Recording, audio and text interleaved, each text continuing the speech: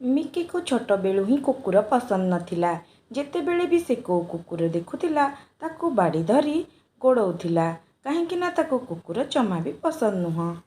Mickey एबे बड़ हो जाइथिला। कॉलेज रे से तरुण नामक गोटे पिला को भल पाई बसिला। तरुण र गोटे कुकुर थिला जहार ना कि रकी।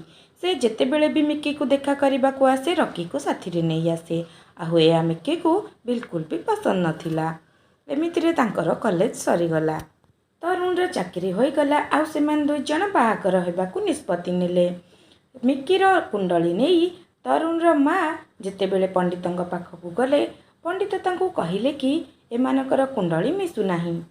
देख भौणी तम पुअर मांगलिक दोष अच्छी से जो भी झील को बाहागर हम से शीघ्र ही मरीज से झील को कह आग गोटे कुकुर साथी रे बाहागर हम आउ प्रथम राति भी तारी साथी रे बितेबा को पड़िबो तापर जाइकी तम पुओ बाहागर रे सुख संसार रे रही पारिबो। ए तमे कौन कहूच हे प्रभु को विपद रे मते पकई देलु मु एबे कौन करिबि जे। तरुण र माँ कथा को बुलेई दे जाए मिकीर माँ को कहिला कि मिकीर कुंडली रे दोष अच्छी बोली।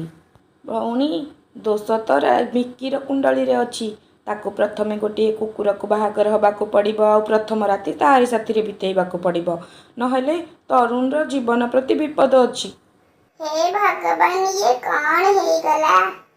एमिति ही तरुण र माँ कथा को बुलेई देई एमिति देखई हेले कि जेमिति से मिकीर उपरे बहुत बड़ दया करुछंती आउ ताकू आग कुकुर साथी रे बाहागर करिबाकू मिकीर माँ को भी मनेई नेले जहा पाई कि तांको पुओ जीवन को भी किछि विपद न आसीबो। कौन कुकुर को बाहागर तुम जानछ ना मां मते कुकुर जम्मा भी पसंद नुह तुम एमती काहे करूछ। तू जदि मो पुओ को बाहागर हबु ताहाले आग कुकुर साथी रे ही बाहागर नहले मो पुओ को भूली जा। नहीं नहीं मु बाहागर हो जीवी कुकुर साथी रे तरुण पाई तो मु किछि भी करि पारे।